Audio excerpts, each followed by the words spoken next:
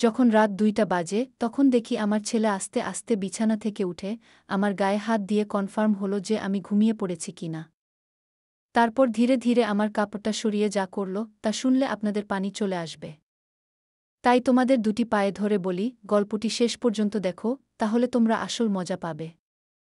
আমাকে যে লোকটি বিয়ে করল তার আগের স্ত্রীর একটা ছেলের সন্তান আছে। তার স্ত্রী মারা গেছে। এখন তার ছেলেটিকে দেখাশোনা করার জন্য আমাকে বিয়ে করেছে। ছেলেটার নাম রাতুল, বয়স 1-2-1-3 বছর হবে। আমিও জেনে শুনে তাকে বিয়ে করেছিলাম। আমার স্বামী আমায় বিয়ে করেছিল তার কারণ তার ছেলে রাতুলকে দেখাশোনা করার জন্য। কিন্তু রাতুল ছেলেটি আমার দিকে খারাপ দৃষ্টিতে চেয়ে থাকত। আমি বুঝতে পারতাম সে আমার কাছে কি চায়। একদিন স্বামী এক কাজে শহরে চলে গেলেন, আর এর মধ্যে বাড়িতে কেউ ছিল না। রাতে রাতুল বলল, মা, আমি আমার রুমে একা ঘুমাতে পারব না। অথচ তার বাবা বাড়িতে থাকতে সে তার নিজের রুমে ঘুমাত। আমার রুমে ঘুমানোর জন্য আমার প্রতি রাতে বলত, আমার আসল মা বেঁচে থাকলে আমাকে না করতে পারত না, তুমি মুখে মুখে না করে দিলে। এসব বলে কান্না করতে লাগল। আমি বলেছিলাম, এখন তুমি বড় হয়েছ, তোমার আলাদা রুমে ঘুমাতে যাওয়া উচিত। রাতুল মাঝে মাঝে আবদার করত আমি যেন তাকে গোসল করিয়ে দেই। একদিন তার কান্না দেখে এবং কেন আমার রুমে ঘুমাতে চায় এই বিশ্বাসটা জানার জন্য আমি বললাম, ঠিক আছে, তুমি আজ আমার রুমে থাকবে। রাত যখন 2টা বাজে তখন রাতুল আমার সাথে যা করেছিল তা শুনলে তোমাদের চোখ কপালে উঠে যাবে। কথা না বাড়িয়ে এবার আসল ঘটনাটা বলি। আজ আমার বিয়ে হয়েছে।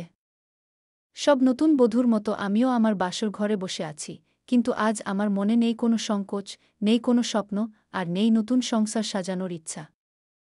কারণ আজ প্রথমবার নয় যে আমি এভাবে নতুন বধূ সেজে বসে আছি। এর আগেও ছিল এরকম একটি রাত যে কারো জন্য এভাবেই বসেছিলাম। আজ হয়তো সব একই রকম, শুধু মানুষটি বদলে গেছে। হঠাৎ দরজা থেকে কারো আসার আওয়াজ শুনলাম। সে আর কেউ নয়, আমার নতুন স্বামী রুবেল। আমি উঠে সালাম করলাম। রুবেল বলল, সালাম করা লাগবে না, বরং আপনি বিছানায় শুয়ে পড়ুন, আমিও সোফায় শুয়ে পড়ি। নাজমা বলল, না না, আপনি বিছানায় ঘুমান, আমি সোফায় ঘুমাতে পারব। রুবেল বলল, দেখুন, আমরা দুজনের কেউই এই বিয়ে মানি না। দুজনেরই আলাদা আলাদা কারণ আছে বিয়ে করার, কিন্তু আমরা একজন অন্যজনের সম্মান তো করি।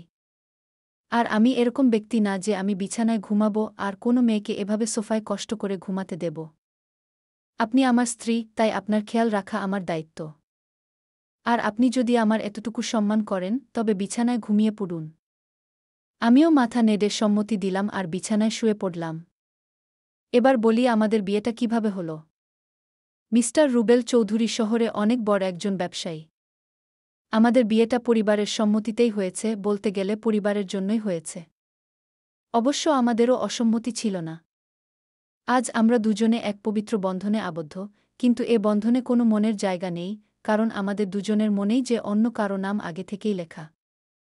মানে দুজনের মনেই অন্য কারো মায়ায় জড়িত, অন্য কারো কাছে আমাদের মন বন্ধক রয়েছে। ভাবতেই চোখ দিয়ে এক ফোঁটা জল বয়ে গেল। বিয়েটা দুজনেই করেছি, কিন্তু এই বিয়েতে কোনো ভালোবাসা নেই, শুধু রয়েছে দায়িত্ব। তা নিয়ে আমাদের বিয়ের আগেই চুক্তি হয়েছিল। উনি আমার দায়িত্ব নেবে, আর আমি উনার পরিবারের আর ওনার ছেলের, হ্যাঁ, উনারই ছেলে রাতুল। উনার কেয়া আপুর ছেলে। কেয়া আপুকে তাই তো ভাবছেন রুবেলের প্রথম স্ত্রী। তিনি এখন আর এই পৃথিবীতে নেই, 3 বছর আগে ইহুকাল থেকে পরকালে প্রস্থান করেছে। বিয়ের আগে তার ছবি দেখে জানতে পারলাম সে আর আমি একই ভার্সিটিতে ছিলাম। রুবেলও তখন আমার সিনিয়র ছিল। রুবেলের সাথে কখনো দেখা না হলেও কেয়া আপুর সাথে প্রায় দেখা হতো। শত্রু দেখা বললে ভুল হবে। ঝগড়া হতো বলে উনি আমাকে তেমন একটা দেখতে পারতেন না।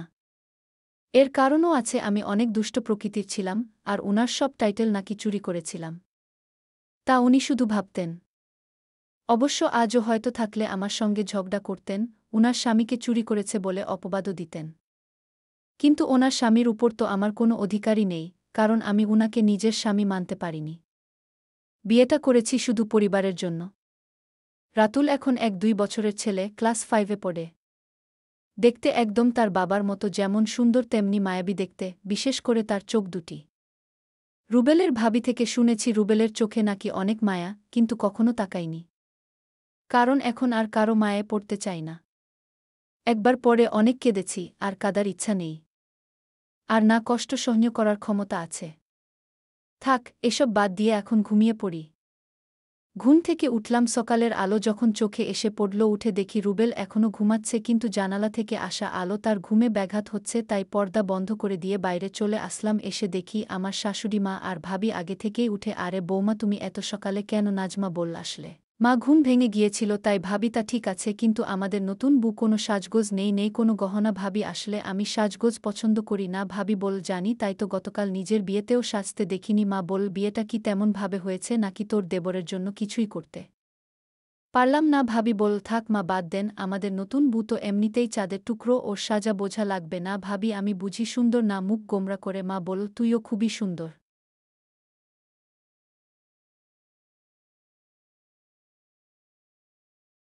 কিন্তু মা জানো, আমি ছেলে হলে ঠিকই আমার দুই ভাবে প্রেমে পড়তাম। পিছন থেকে মাকে এসে বল, ভাবি বলতো ছোটভাবে প্রেমে পড়তে, অবশ্য আমিও পড়তাম। আমার জালটা এত সুন্দর, সবাই হাসাহাসি করতেছে। নাজমা বল, মা আমি আপনাদের জন্য চা বানিয়ে আনি। মা বল, আরে না, তুই বস, আমরা সব করব।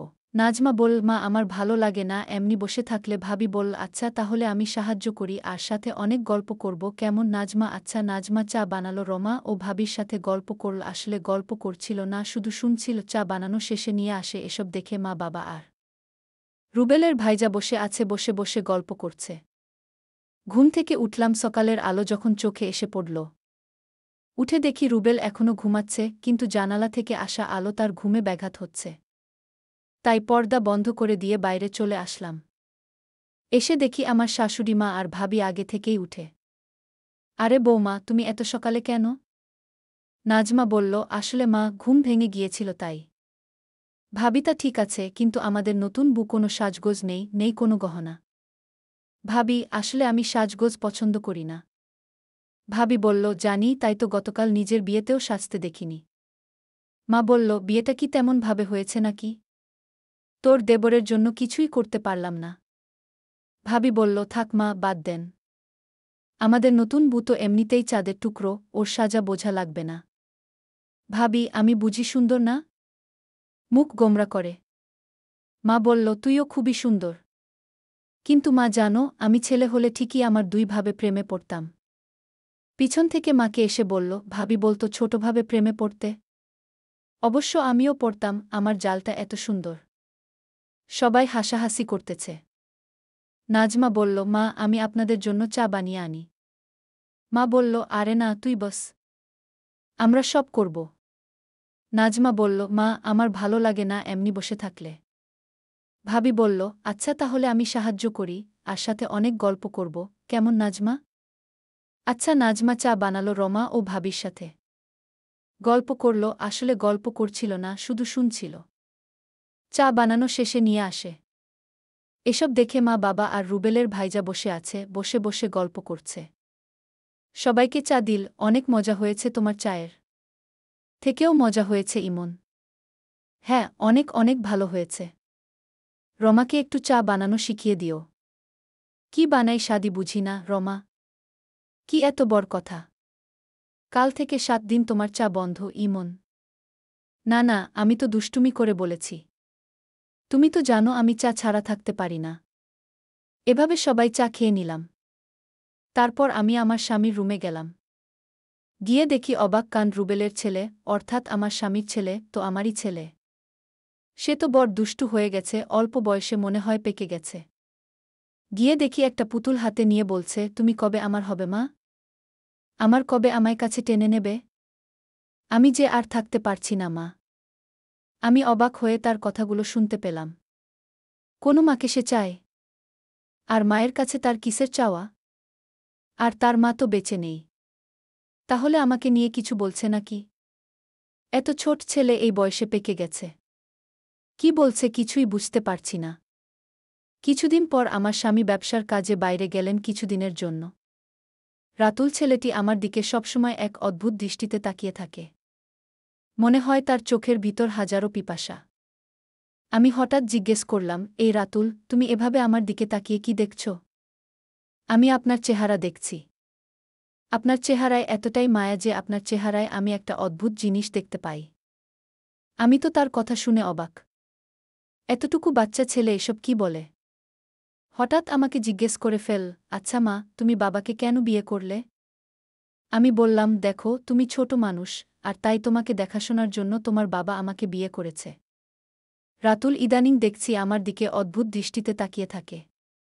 আমি যেখানে যাই সেখানে আমাকে ফলো করে। আমি গোসল করতে গেলাম।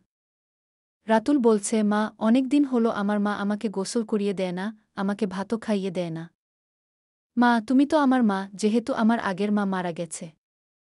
এখন আমার মা হিসেবে আমার আব্বু তোমাকে বিয়ে করে এনেছে মায়ের শূন্যতা পূরণ করার জন্য। মা, আমাকে তোমার হাতে গোসল করিয়ে দাও। আমি বললাম, দেখো রাতুল, তুমি যখন ছোট ছিলে তখন তোমার মা তোমাকে গোসল করিয়ে দিত।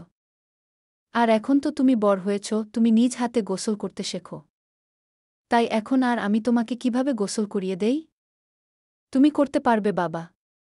থাক মা, পর কখনো মা হয় না। আমি বুঝতে পারলাম আমাকে তোমার কোনো হেল্পও করতে হবে না। এই বলে রাতুল চলে গেল। আমি চিন্তা করলাম, আমার কি কোথাও ভুল হয়েছে? আমি তো এখন তার মা, আর তাই মা হিসেবে আমার কর্তব্য পালন করা উচিত ছিল। কিন্তু রাতুল তো তার বাবা বাড়িতে থাকাকালীন আমার হাতে গোসল করতে চাইত না। আজ বাড়িতে তার বাবা নেই। আসলে কারণটা কি? বিষয়টা আমি কিছুই বুঝতে পারছি না।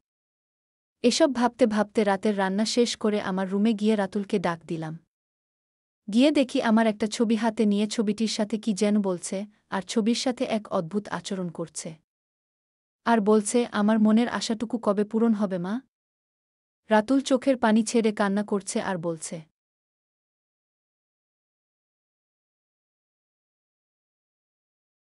আমি ডাক দিলাম, রাতুল, তুমি কান্না করছো কেন? তোমার কি হয়েছে? কিছু হয়নি মা, আমি আসছি, তুমি যাও। আমি এক গভীর চিন্তায় পড়ে গেলাম। রাতুল আমার কাছে কি চায়? তার দৃষ্টিভঙ্গি আমার কাছে স্বাভাবিক মনে হচ্ছে না। রাতুল খেতে বসল আর তার মাকে বলতে লাগল, মা, আজ রাতে আমি তোমার রুমে ঘুমাব। আমার ওই রুমে একা একা ঘুমাতে ভয় লাগে। আমি বললাম, রাতুল, তুমি এখন বড় হয়েছ, তোমায় ভয় পাবার কথা না। তুমি তোমার রুমে ঘুমাও, কিছু হবে না। রাতুল আমার কথার জবাবে বলল, আরে মা, আমার আসল মা যদি বেঁচে থাকত তাহলে এভাবে মুখে মুখে না করতে পারত না। আমার সব ইচ্ছা আমার মা পূরণ করত। আচ্ছা রাতুল, তোমার কাছে একটা প্রশ্ন। তোমার আব্বু যখন বাড়িতে ছিল তখন তুমি তোমার সব আবদারের কথা বলতে না। এখন তোমার আব্বা বাড়িতে নেই আর এখন তোমার অনেক আবদারের কথা বলছো কেন? মা, তুমি আমার কষ্ট বুঝবে না। আমি তো কিছুই বুঝি না, সব তুমি বোঝো। এসব কথা বাদ দিয়ে এখন ঘুমাতে যা, রাত অনেক হয়েছে। রাতুল চোখের পানি ছেড়ে তার রুমে চলে গেল। আর আমি শুয়ে শুয়ে রাতুলের আবদারের কথা ভাবতে লাগলাম। রাতুল আমার রুমে ঘুমাতে চায়, তার নাকি নিজের রুমে থাকতে ভয় করে। আবার বলে তাকে গোসল করিয়ে দিতে। আমার ছবি হাতে নিয়ে ছবিটির সাথে গুনগুনিয়ে কি জানি বলে। আমি কিছুই ভাবতে পারছি না। এসব ভাবতে ভাবতে আমার কিছুতেই ঘুম আসছে না। হঠাৎ রাতুলের রুমে একটা আওয়াজ শুনতে পেলাম। আমি জানালা দিয়ে উকি দিয়ে দেখি ছবিটি হাতে নিয়ে ছবির সাথে এক অন্যরকম আচরণ করছে, আর মাঝে মাঝে হাসছে, আবার কান্নাও করতেছে।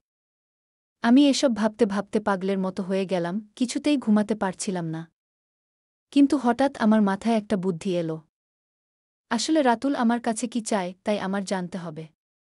তাই আমি সিদ্ধান্ত নিলাম, আমি আমার রুমে তাকে থাকতে দিব আর আমি ঘুমাবো না, ঘুমের ভান করে থাকব। তাহলেই বুঝতে পারব আসলে রাতুল আমার কাছে কি চায়। তা স্পষ্ট হয়ে যাবে। তারপরের দিন আমি রাতুলকে বললাম, রাতুল, আজ তোমাকে আমার নিজের হাতে খাবার খাইয়ে দিব, তুমি খাবে না? না মা, আমি তোমার হাতের খাবার খাবো না, কারণ তুমি আমার আবদার পূরণ করো না। ঠিক আছে বাবা, তোমার সব কথা রাখব। তুমি এবার আমার হাতে রান্না করা খাবার খেয়ে নাও। সত্যি বলছো মা? কও সত্যি, তিন সত্যি। এবার রাতুল খুশি হয়ে সে আমার হাতের খাবার খেল। ঠিক আছে বাবা, তাহলে তোমার আজকে তোমার রুমে থাকতে হবে না। তুমি আমার রুমে ঘুমাবে, কারণ আমি এখন বুঝতে পারছি বড় রুমে থাকতে তোমার ভয় লাগে, তাই না? হুম। তাহলে তুমি আমার কষ্টটুকু বুঝতে পেরেছ। তারপর রাতুলের বাবার ফোন আসল। সে ফোনে জানিয়ে দিলাম, আসতে আরও ৩-৪ দিন দেরি হবে। তুমি ছেলের প্রতি খেয়াল রেখো। আমি মনে মনে একটু খুশি হলাম, কারণ যদি আমার স্বামী এসে পড়ত তাহলে রাতুল আমার কাছে কি চায় তা হাতে নাতে ধরতে পারতাম না। ভালোই হলো। তারপর রাতের খাবার খেয়ে রাতুলকে ডাক দিলাম, রাতুল, তুমি আমার রুমে আসছ? আজ তুমি আমার রুমে ঘুমাবে। শুধু আজ নয়, যতদিন তোমার বাবা আসবে না ঠিক ততদিন পর্যন্ত, বুঝলে? লক্ষ্য করলাম রাতুল অনেক খুশি হয়েছে। তারপর রাতে ডিনার করে আমি ঘুমের ভান করে শুয়ে রইলাম। এদিকে রাতুল শুয়ে পড়ল। রাত যখন 2টা বাজে তখন দেখি রাতুল ধীরে ধীরে বিছানা থেকে উঠে পড়ল। তারপর হাত দিয়ে সিওর হলো আমি ঘুমিয়েছি কিনা। তারপর ধীরে ধীরে আমার কাপড়ের আঁচলটা বের করল, কারণ কাপড়ের আঁচলে আমার ঘরের আলমারির চাবি ছিল। আমি যেন আর না পাই, আর তাই সে ধীরে ধীরে চাবিটা আঁচল থেকে তার হাতে নিয়ে নিল। তারপর আলমারিতে থাকা তার মায়ের স্বর্ণগহনা ছিল, আর আলমারিটা খুলে সকল স্বর্ণ অলংকার সে একটা শপিং ব্যাগে নিয়ে নিল। ব্যাগটি তার রুমে নিয়ে রেখে আসলো, তারপর আসলে চাবিটা বেঁধে রেখে দিল। তারপর ঘুমিয়ে পড়ল। আমি ঘুম থেকে জেগে উঠি। এটা কি করল? এতটুকু একটা ছেলের সাহস দেখে আমি অবাক হচ্ছি। সেসব স্বর্ণ অলংকার চুরি করল। আর এই বয়সে তার এত স্বর্ণ বা টাকার দরকার কেন? আমি তাকে কিছুই বলিনি। সকালে উঠে রাতুল বলল, মা, তাড়াতাড়ি খাবার দাও। আজ একটু জলদি স্কুলে যেতে হবে। ঠিক আছে, আমি নাস্তাটা দিচ্ছি, খেয়ে স্কুলে যাও। সে তাড়াহুড়া করে খাবার খেয়ে ব্যাগটি নিয়ে ঘর থেকে বের হতেই আমিও তার পিছু নিলাম। তারপর দেখলাম এক স্বর্ণের দোকানে গিয়ে স্বর্ণগুলো বিক্রি করে। তারপর এই টাকাগুলো নিয়ে কবরের চারপাশে বেড়া দেওয়ার জন্য কিছু সরঞ্জাম কিনল। আর সেই সরঞ্জাম নিয়ে গেল তার আসল মায়ের কবরের পাশে, আর মায়ের কবরের চারপাশে বেড়া দিয়ে কবরটাকে সুন্দর করে তুলল, যেন গরু ছাগল যেতে না পারে। আমি রাতুলের এই দৃশ্য দেখে অবাক হয়ে গেলাম। এতটুকু এক ছেলে মায়ের প্রতি ভালোবাসা দেখাল, কিন্তু চুরি করে কেন করল? পরে আমি রাতুলকে বললাম, বাবা, আমি তোমার সব কার্যকলাপ দেখেছি। তুমি করলে কেন? মা, তুমি জানো এই গহনা আমার মায়ের টাকা দিয়ে কেনা। আমার বাবা আমার মাকে অনেক কষ্ট দিয়েছে, আর তাই আমি আমার মায়ের সম্পদ বিক্রি করে মাকে দিয়ে আসলাম। ভালো করেছ, মা। বাহ রাতুল, তোমার মতো সন্তান যদি প্রতিটি ঘরে ঘরে থাকত, তাহলে পৃথিবীটা অনেক সুন্দর হয়ে যেত। মায়ের প্রতি এমন ভালোবাসা দেখে আমি মুগ্ধ হলাম। সকল দর্শকদের উদ্দেশ্য করে বলতে চাই, যাদের মা বেঁচে আছে তাদের খেয়াল রেখো, তাহলে দুনিয়া আখেরাতে শান্তি পাবে। বন্ধুরা, আজকের গল্পটি কেমন লাগলো তা কমেন্টে জানাবেন। আর তোমরা কোন ধরনের গল্প পছন্দ করো তাও জানাবে। সবাই ভালো এবং সুস্থ থাকবেন, দেখা হবে নতুন কোনো ভিডিওতে।